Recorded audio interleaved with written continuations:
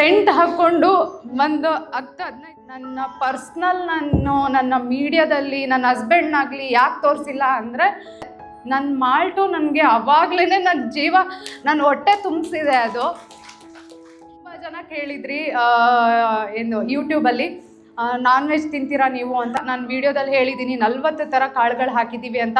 ಅದರಲ್ಲಿ ಸಿಂಗಲ್ ಒಂದು ಕಾಳು ಮಿಸ್ ಆದರೂ ಕೂಡ ನಾವು ಪ್ರೊಡಕ್ಷನ್ ಮಾಡೋದಿಲ್ಲ.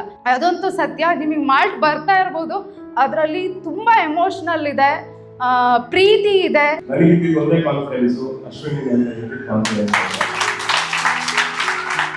ಹಾಯ್, ಎಲ್ರಿಗೂ ನಮಸ್ಕಾರ. ಇವತ್ತು ನನ್ನ ಜೀವನದ ರಿಯಲ್ ಸ್ಟೋರಿನ ನಿಮ್ಮ ಜೊತೆ ಶೇರ್ ಮಾಡ್ಕೊಳ್ತಾ ಇದ್ದೀನಿ. ನಾನು ಇಂಡಸ್ಟ್ರಿಗೆ ಬಂದು 8ರಿಂದ 10 ವರ್ಷ ಆಯಿತು.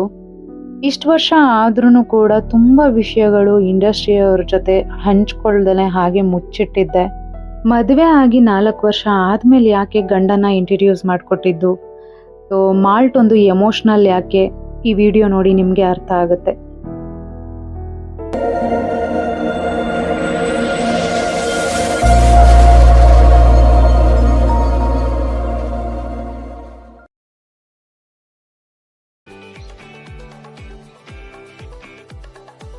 ನನ್ನ ಲೈಫ್ ಸ್ಟೋರಿ ಹೇಳಬೇಕು ಅಂತ ಇದ್ದೆ. ಸೊ ನಿಮಗೆ ಇಂಟ್ರೆಸ್ಟ್ ಇದ್ರೆ ಖಂಡಿತ ನಾನು ಇವಾಗ ಹೇಳಬೇಕು ಅಂತ ಇದ್ದೀನಿ, ಹೇಳ್ತೀನಿ. ಯಾರ್ಯಾರು ನನ್ನ ಲೈಫ್ ಸ್ಟೋರಿ ಕೇಳೋದಕ್ಕೆ ಇಷ್ಟಪಡ್ತೀರಾ? ಓಕೆ ಹೇಳ್ಬೋದಾ ಪಾಪ? ಬೇಡ, ಇಲ್ಲ ಎಮೋಷನಲ್ ಆಗಲ್ಲ, ಸ್ಟ್ರಾಂಗ್ ಆಗಿದ್ದೀನಿ. ಹಂಗೆ ಹೇಳಿದ ತಕ್ಷಣ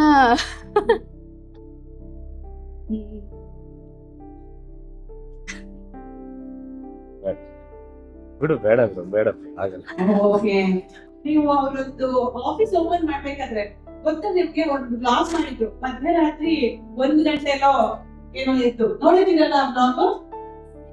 every independent women, hard working women ಯಾರು ಒಂದು ಸ್ವಂತ ಬಿಸ್ನೆಸ್ ಸ್ಟಾರ್ಟ್ ಮಾಡ್ತಾರಲ್ಲ ಅವರೆಲ್ಲರ ಕಥೆ ಅದು. ಮಾಲ್ಟ್ ಎಮೋಷನಲ್ ಅಂದಿದ್ ಯಾಕೆ ಅಂತಂದ್ರೆ ಇವತ್ತಿನವರೆಗೂ ನಾನು ಇಂಡಸ್ಟ್ರಿಯಲ್ಲಿ ಇರೋರ್ಗೂ ಕೂಡ ಹೇಳಿಲ್ಲ. ಸೊ ನನ್ನ ಕಸ್ಟಮರ್ ನನ್ನ ಫ್ಯಾಮಿಲಿ ಅಂತ ಹೇಳ್ತಾ ಇದ್ದೀನಿ. ನನಗೆ ತಂದೆ ಇಲ್ಲ. 6ನೇ ಕ್ಲಾಸ್ 6th ಸ್ಟ್ಯಾಂಡರ್ಡ್ ಓದ್ತಾ ಇದ್ದೆ. 6th ಸ್ಟ್ಯಾಂಡರ್ಡ್ ಓದೋವಾಗಲೇ ನನ್ನ ತಂದೆ ಹಾರ್ಟ್ ಅಟ್ಯಾಕ್ ಆಗಿ ತೀರ್ಕೊಂಡ್ರು.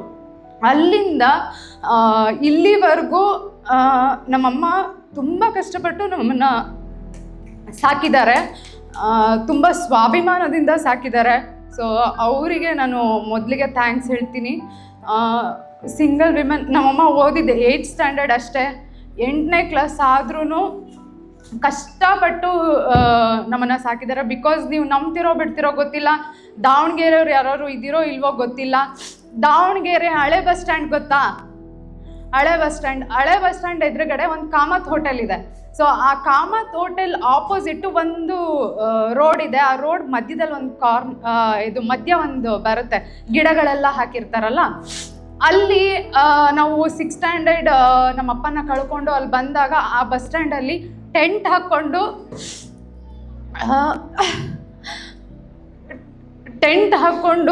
ಒಂದು 10-15 ದಿನ ಅಲ್ಲೇ ಜೀವನ ಮಾಡಿದ್ವಿ. 1 ಪೌಂಡ್ ಅಮ್ಮ ಬ್ರೆಡ್ ಕೊಡೋರು. ಆ ಬ್ರೆಡ್ನ ಇಲ್ಲ ನಾನು ಅದಕ್ಕಂತ ಹೇಳಬಾರ್ದು ಅನ್ಕೊತೀನಿ, ಬಟ್ ಇದು ಆಗ್ತಾ ಇಲ್ಲ. ಆ ಬ್ರೆಡ್ನ ನಾವು ತಿನ್ಕೊಂಡು ನಮ್ಮಮ್ಮ ನಮ್ಮ ಅಜ್ಜಿ ಮನೆ ಹುಡ್ಕೋಕೆ ಹೋಗೋರು. ಸೊ ಆ ಹುಡ್ಕೋಕೆ ಹೋದಾಗ ನನ್ನ ತಮ್ಮಂದ್ರನ್ನ ಹಿಡ್ಕೊಂಡು ಅಲ್ಲೇ ಹಾಗೆ ಗಣೇಶನ ದೇವಸ್ಥಾನ ಇದೆ ಅದ್ರ ಹಿಂದೆ.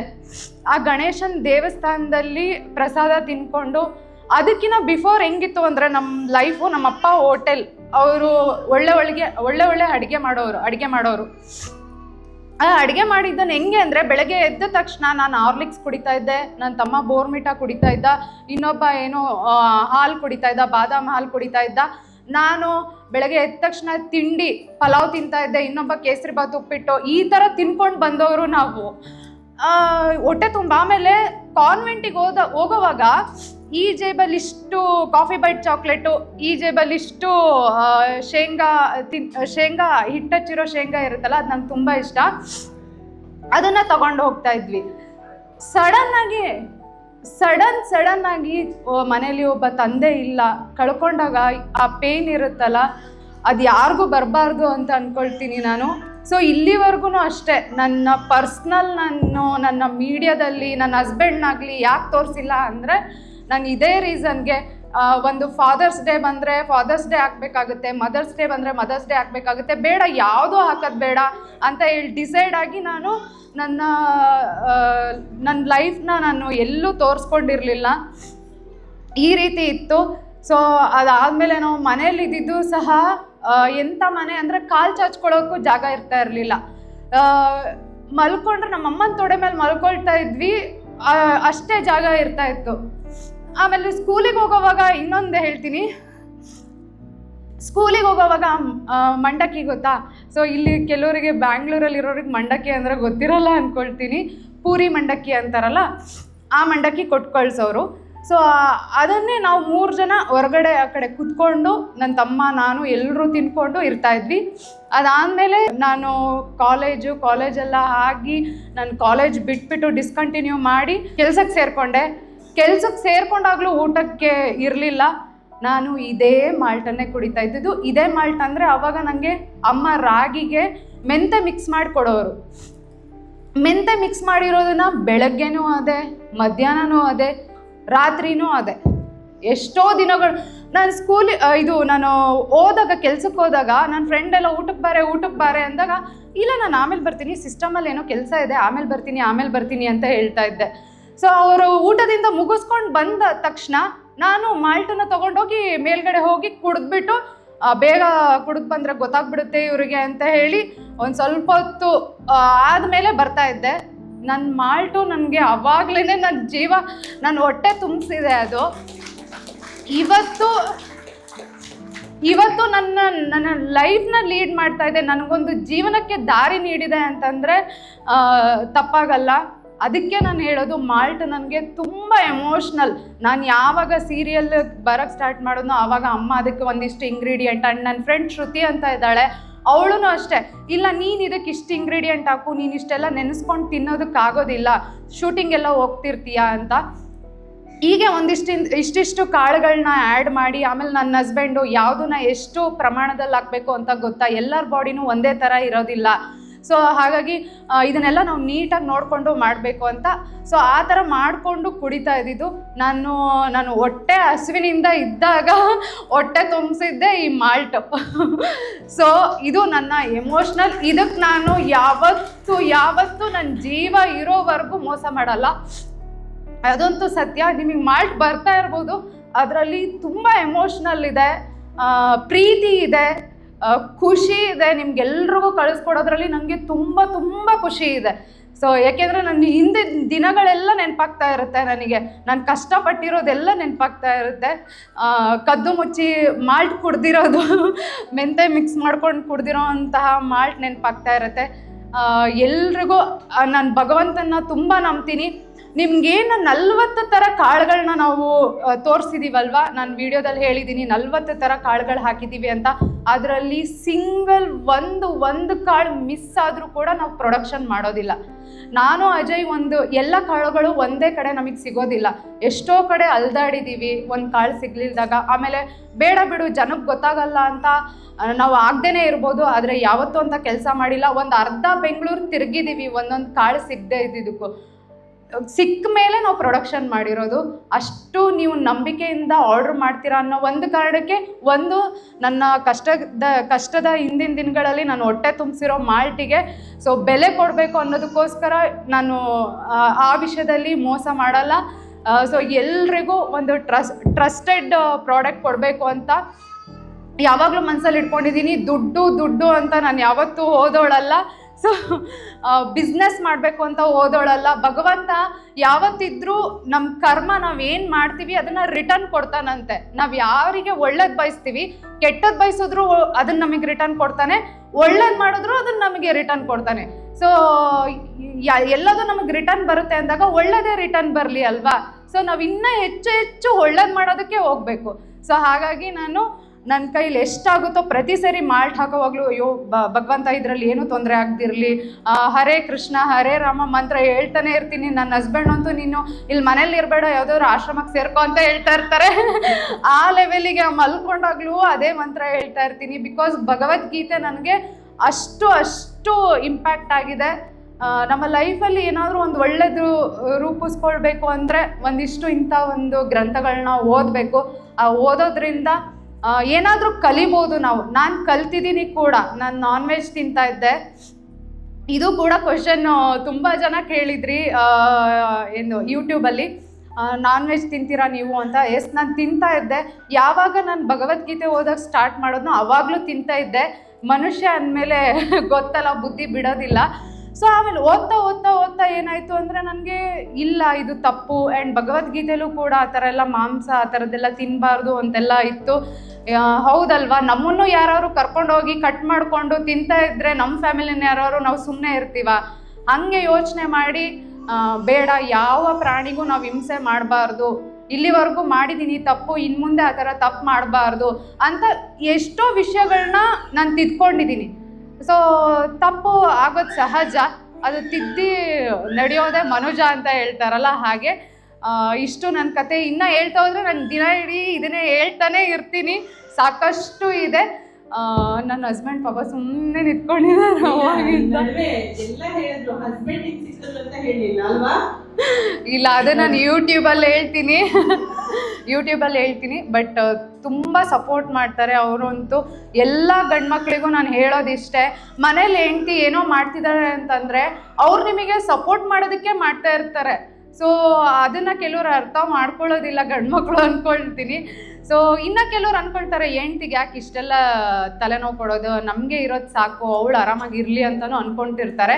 ಸೊ ಹೆಣ್ಮಕ್ಳು ಏನಾದರೂ ಸ್ಟಾರ್ಟ್ ಮಾಡೋದಿದ್ರೆ ನಿಮಗೆ ಅದ್ರ ಬಗ್ಗೆ ಗೊತ್ತಿದ್ದರೆ ಮಾತ್ರ ಸ್ಟಾರ್ಟ್ ಮಾಡಿ. ಬಿಸ್ನೆಸ್ ಆಗಲಿ ಏನೇ ಆಗಲಿ ಸ್ಟಾರ್ಟ್ ಮಾಡೋದಿದ್ರೆ ನಿಮಗೆ ಆ ಕೆಲಸ ಚೆನ್ನಾಗಿ ಗೊತ್ತಿರಬೇಕು. ಗೊತ್ತಿದ್ದರೆ ಮಾತ್ರ ಮಾಡಿದ್ರೆ ನಿಮಗೆ ಸಕ್ಸಸ್ಫುಲ್ ಆಗುತ್ತೆ. ಇಲ್ಲ ಯಾರೋ ಮಾಡಿದ್ರು ನಾನು ಮಾಡಿಬಿಡೋಣ, ನಾನು ಸಕ್ಸಸ್ ಆಗ್ಬೋದು, ಅದನ್ನು ಮಾಡೋಣ ಇದನ್ನು ಮಾಡೋಣ ಅಂತ ಹೋಗಬೇಡಿ. ಗೊತ್ತಿದ್ರೆ ಮಾಡಿ, ಖಂಡಿತ ಅದರಲ್ಲಿ ನೀವು ಸಕ್ಸಸ್ನ ಕಾಣ್ತೀರಾ ಅಂತ ಅನ್ಕೊಳ್ತೀನಿ. Thank you. ಅಜಯ್ ಸರ್, ನೀವು ಇವಾಗ ನಮ್ಗೇನೋ ಪ್ಯಾಕೇಜಿಂಗ್ ಅಲ್ಲಿ ಏನೋ ಒಂದು ಟ್ವಿಸ್ಟ್ ಇದೆ ಅಂತ ಹೇಳಿದ್ರಿ. ಆದಷ್ಟು ಬೇಗ ನಿಮಗೆ ಪ್ರಾಡಕ್ಟ್ ಈ ತರ ಸಿಗುತ್ತೆ. ಮುಂದೆ ನಿಮ್ ಕೈಯಲ್ಲಿ ಸಿಗುವಂತಹ ಪ್ರಾಡಕ್ಟ್ ಯಾವ ರೀತಿ ಕಾಣಿಸುತ್ತೆ ಅಂದ್ರೆ ಪ್ಯಾಕೇಜಿಂಗ್ ಅನ್ನೋದ್ರ ಕುರಿತು ಒಂದು ವಿಡಿಯೋ ಇದೆ. Can you have a video please?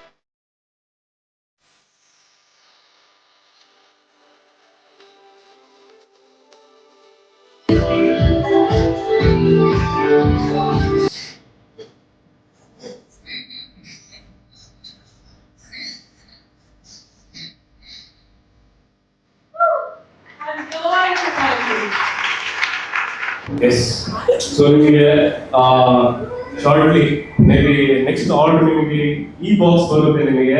So ನಾವು ಟೆಲ್ ದಟ್ ಪ್ರೌಡ್ಲಿ, ಇದು ನಿಮ್ಮ Ashwini multigrain malt powder. And ಇದು ನಾವು ಸ್ಟಾರ್ಟ್ ಮಾಡಿದಾಗ 1 ಮಂತ್ಗೆ ನಾವು ಇದ್ರದ್ದು ಏನೇನು ಅಫಿಷಿಯಲ್ ಆಗಿ ಬೇಕಲ್ವಾ, ಲ್ಯಾಬ್ ಟೆಸ್ಟ್ ಇಂದ ಹಿಡಿದು FSSAI ಸರ್ಟಿಫಿಕೇಟ್ಸ್ ಇಂದ ಹಿಡಿದು ಪ್ರತಿಯೊಂದು ತಗೊಂಡು ಇಟ್ಕೊಂಡಿದ್ವಿ. ಬಟ್ ನಮ್ಮ ಇಂಟೆನ್ಷನ್ ಇದ್ದಿದ್ದಷ್ಟೇ, ನಾವು ಇದನ್ನ ಬ್ರ್ಯಾಂಡ್ ಆಗಿ ಕ್ರಿಯೇಟ್ ಮಾಡೋದು ಸ್ಟಾರ್ಟ್ ಮಾಡಿದಾಗ ನಂಬರ್ ಆಫ್ ಕಸ್ಟಮರ್ಸ್ ಆದಾಗ ಇದಕ್ಕೆ ನಾವು ಕ್ವಾಲಿಟಿ ಕೊಡೋಕ್ಕಾಗುತ್ತಾ ಇಲ್ಲ. ಯಾಕಂದ್ರೆ ನಾವು ಚಿಕ್ಕ ಮನೇಲಿ ಮಾಡ್ತಾ ಇದೀವಿ. ನಾವು ಆ ಭಯ ನಮ್ಗೆ ಯಾವಾಗಲೂ ಕಾಡ್ತಾ ಇತ್ತು. ಬಟ್ ನಮಗೆ ತುಂಬಾ ಜನ ಆಡ್ ಆಗ್ತಾ ಹೋಗ್ತಾ ಇದ್ರು. ಯಾಕೆಂದ್ರೆ ತಗೊಂಡಿರೋ ಕಸ್ಟಮರ್ಸ್ ಎಲ್ಲ ಚೆನ್ನಾಗಿದೆ ಸರ್, ನನ್ನ ಸಿಸ್ಟರ್ಗೆ ಹೇಳಿದೀನಿ, ನಮ್ಮ ರಿಲೇಟಿವ್ಸ್ ಹೇಳಿದೀನಿ ಅಂತಂದಾಗ ನಮಗೆ ಡೇ ಬೈ ಡೇ ಪ್ರೊಡಕ್ಷನ್ ಜಾಸ್ತಿ ಆಗ್ತಾ ಬಂತು. ನಮಗೆ ಚಾಲೆಂಜ್ ಬರೋದಕ್ಕೆ ಸ್ಟಾರ್ಟ್ ಆಯ್ತು. ನಾವು ಅವಾಗ ಡಿಸೈಡ್ ಆದ್ವಿ ಸಿಸ್ಟಮೆಟಿಕ್ ಆಗಿ ಒಂದು ಜಾಗ ನೋಡ್ಬೇಕು, ಆ ಜಾಗದಲ್ಲಿ ಇದೇ ತರನೇ ಇರಬೇಕು ಅಂತ ಹೇಳ್ಬಿಟ್ಟು ಇನ್ನ ಕೇರ್ ಆಗಿ ಕೊಡ್ಬೇಕು, ನಾವು ಇನ್ನ ಚೆನ್ನಾಗಿ ಕೊಡ್ಬೇಕು, ಇನ್ನ ಕ್ವಾಲಿಟಿ ಚೆನ್ನಾಗಿರ್ಬೇಕು. ಅಶ್ವಿನಿ ಅವರು ರೀಸೆಂಟ್ ಆಗಿ ಒಂದು ವಿಡಿಯೋ ಶೇರ್ ಮಾಡಿದ್ದಾರೆ ನಿಮಗೆ, ಒಂದು ಆಫೀಸ್ ಸೆಟಪ್ ಮಾಡಿ. ಸೊ ಅದು ತುಂಬಾ ಜನ ರೆಡಿ ಮಾಡಿ, ಅದು ಅಷ್ಟು ಪ್ರೀತಿಯಿಂದ ನಾವೆಲ್ಲ ಸೇರ್ಕೊಂಡು ಅಲ್ಲಿ ಕೆಲಸ ಮಾಡ್ತಾ ಇದ್ದೀವಿ. ನನಗೆ ಇದು ಒಂದೇ ಕಾನ್ಫಿಡೆನ್ಸ್, ಅಶ್ವಿನಿ ಕಾನ್ಫಿಡೆನ್ಸ್. ಯಾಕೆಂದ್ರೆ ಅವಳು ಅಷ್ಟು ಪ್ರೀತಿಯಿಂದ ಕೊಡ್ತಾಳೆ ನನಗೆ. ಅವಳು ಎಲ್ಲ ತರನು ಇವಳು ನನ್ನ ತಂದೆ ತಾಯಿ ಅದಾದ್ಮೇಲೆ ಇವಳಿಗೆ ಅಷ್ಟು ನಾನು ಬೆಲೆ ಕೊಡ್ತೀನಿ ನಾನು. ಯಾಕೆಂದ್ರೆ ಇವಳು ಏನಾದ್ರು ಒಂದು ಡಿಸೈಡ್ ಮಾಡ್ತಾಳೆ, ಮಾಡೋವರೆಗೂ ಬಿಡಲ್ಲ. ಸೊ ಅದಕ್ಕೆ ನಾನು ತುಂಬಾ ಸಪೋರ್ಟಿವ್ ಆಗಿರ್ತೀನಿ. ನಾನು ಎಲ್ಲ ಹೆಣ್ಮಕ್ಳಿಗೆ ಹೇಳೋದಷ್ಟೇ, ರಿವ್ಯೂಸ್ ನೋಡ್ತಾ ಇದ್ದೀರಾ ನೀವು, PCOD, ಇರ್ರೆಗ್ಯುಲರ್ ಪೀರಿಯಡ್ಸ್. ನಾನು ಯಾಕಂದ್ರೆ ಆ ಪ್ರೊಫೆಷನಲ್ ಆಗಿ ಕೆಲಸ ಮಾಡಿದ್ದೀನಿ. PCOD, ಇರ್ರೆಗ್ಯುಲರ್ ಪೀರಿಯಡ್ಸ್ ಅನ್ನೋದು ಒಂದು ದೊಡ್ಡ ಕಾನ್ಸೆಪ್ಟ್ ಅಂಡ್ ಈಗಿನ ಎಲ್ಲಾ ಹೆಣ್ಮಕ್ಳನ್ನ ಕಾಮನ್ ಆಗಿ ಬರ್ತಾ ಇದೆ. ಅದಕ್ಕೆ ನಾನು ಒಂದು ರಿಕ್ವೆಸ್ಟ್ ಮಾಡ್ತೀನಿ, ಪ್ರತಿಯೊಂದು ಹೆಣ್ಮಕ್ಳ ಹತ್ರ ನಾನು ರಿಕ್ವೆಸ್ಟ್ ಮಾಡ್ತೀನಿ, ಸ್ಟ್ರೆಸ್ ತಗೋಬೇಡಿ. ಫಸ್ಟ್ ಸ್ಟ್ರೆಸ್ ತಗೊಂಡಿಲ್ಲ, ನೆಮ್ಮದಿಯಾಗಿದ್ರೆ ಅಲ್ಲೇ ನಿಮ್ಗೆ ಅರ್ಧ ಕಾಯಿಲೆ ಬರಲ್ಲ. ಜೀವನ ಮಾಡ್ತಾ ಇದೀವಿ, ಬದುಕ್ತೀವಿ. ಭಗವಂತ ಅದೇನೋ ಗಾದೆ ಇದೆಲ್ಲ, ಹುಚ್ಚಿ ದೇವ್ರು ಉಳ್ಮೆ ಇಷ್ಟಂತ ಇರಲ್ಲ. ಕಾಯಿಲೆ ತಗೊಂಡು ಯಾಕೆ ಬದುಕ್ಬೇಕು ನಾವು? ಸ್ಟ್ರೆಸ್ ತಗೋಬೇಡಿ, ಕೆಲಸ ಮಾಡ್ಬೇಕು, ಮಾಡೋಣ. ಕೆಲ್ಸಕ್ಕೋಸ್ಕರನೇ ನಮ್ಮ ಜೀವನ ನಾನ್ ಮಾಡ್ಕೊಳಕ್ ಆಗಲ್ವಲ್ಲ. ಸೊ ಅದೊಂದು ರಿಕ್ವೆಸ್ಟ್ ಎಲ್ಲ ಹೆಣ್ಮಕ್ಳಿಗೆ ಅದು ಹೇಳ್ತೀನಿ, ಚೆನ್ನಾಗಿರಿ. ಚೆನ್ನಾಗಿದ್ದಾಗೆ ನಗ್ನಗ್ತಾ ಇದ್ದಾಗೆ ನಿಮ್ಗೆ ಒಂದು ಅರ್ಧ ಕಾಯಿಲೆ ಕಮ್ಮಿ ಆಗುತ್ತೆ. ಆಮೇಲೆ ಜಂಕ್ ಫುಡ್ಸ್ ಹೌದು. ಸೊ ಇವಾಗ ನೋಡಿ, ನಾವು ಒಂದು ಮೊಬೈಲ್ ತೊಗೊಳ್ತೀವಿ, ಒಂದು ಕಾರ್ ತೊಗೊಳ್ತೀವಿ, ಎಷ್ಟು ಚೆನ್ನಾಗಿ ನೋಡ್ಕೊಳ್ತೀವಿ ಅಂತಂದರೆ, ಎಲ್ಲರೂ ಅಷ್ಟೇ. ಗಂಡ್ಮಕ್ಳು ಕಾರ್ ತೊಗೊಂಡ್ರೆ ಹಂಗೆ ಮಾಡಿಸ್ಬೇಕು, ಹಿಂಗೆ ಮಾಡಿಸ್ಬೇಕು, ಹಂಗೆ ಇಟ್ಕೊಳ್ಬೇಕು, ಅದಕ್ಕೆ ಒಂದು ಶೆಡ್ಡು ಎಲ್ಲ ಮಾಡಿಸ್ತಾರೆ. ಆದರೆ ನಮ್ಮ ದೇಹ ಎಷ್ಟು ದುಡಿಯುತ್ತೆ, ನಮ್ಮ ದೇಹದ ಬಗ್ಗೆ ನಮ್ಗೆ ಯೋಚನೆನೇ ಇಲ್ಲ ಅಲ್ವಾ? ಎಷ್ಟು ಕೆಲಸ ಮಾಡುತ್ತೆ. ಆ ಕಾರ್ ತೊಗೊಳ್ಬೇಕು ಅಂದರೆ ದುಡಿಯೋದು ನಮ್ಮ ದೇಹನೇ ಅಲ್ವಾ? ನಮ್ಮ ಕೈಗಳು, ನಮ್ಮ ತಲೆ ಉಪಯೋಗಿಸಿರ್ತೀವಿ, ಎಲ್ಲ ದುಡಿಯೋದು ನಮ್ಮ ದೇಹ ಆಗಿರೋದು. ನಾವು ಅದಕ್ಕೆ ಎಷ್ಟು ರೆಸ್ಪೆಕ್ಟ್ ಕೊಡಬೇಕು, ಥ್ಯಾಂಕ್ಸ್ ಹೇಳಬೇಕು ಭಗವಂತಗೆ, ನಮ್ಮ ದೇಹಕ್ಕೂ ನಾವು ಥ್ಯಾಂಕ್ಸ್ ಹೇಳಬೇಕು. ಸೊ ಹಾಗಾಗಿ ಅದನ್ನು ಕೂಡ ನಾವು ಚೆನ್ನಾಗಿ ಇಟ್ಕೊಳ್ಬೇಕು ಅಂದರೆ ಒಳ್ಳೆ ಆಹಾರ ಕೊಡಬೇಕು. ಸೊ ಒಳ್ಳೆ ಆಹಾರ ಕೊಟ್ಕೊಂಡು ಒಳ್ಳೆ ರೀತಿಯಿಂದ ಇರಿ, ಖಂಡಿತ ಎಲ್ರಿಗೂ ಒಳ್ಳೇದಾಗತ್ತೆ. ಓಕೆ, ನಾವಿವಾಗ ಒಂದು ಸಣ್ಣ ಇಂಟ್ರಾಕ್ಷನ್ ಸೆಗ್ಮೆಂಟ್ ಮಾಡೋಣ ಅಂತ. ಅಜಯ್ ಸರ್ ನೀವು ಇಲ್ಲೇ ಇರಿ, ಅಶ್ವಿನಿ ಅವರು ಕೆಳಗಡೆ ಆಡಿಯನ್ಸ್ ಹತ್ರ ಹೋಗಿ ಒಂದು ಇಂಟ್ರಾಕ್ಷನ್ ತಗೊಳ್ಳೋಣ. ಯಾಕಂದ್ರೆ ಇವರೇ ಮಾತಾಡ್ತಿದ್ದಾರೆ. ಇದುವರೆಗೂ ನೀವು ವಾಟ್ಸ್ಆಪ್ ಅಲ್ಲಿ ಎಲ್ಲರೂ ರಿವ್ಯೂ ಕಳಿಸಿ, ಎಷ್ಟು ಜನ ರಿವ್ಯೂ ಶೇರ್ ಮಾಡಿದ್ದೀರಿ? 12 ಗಂಟೆ ಮೇಲೆ ಬಂದಿದ್ದೀರಾ ಅನ್ಸುತ್ತೆ, ನನಗೆ ಹೌದಲ್ಲ?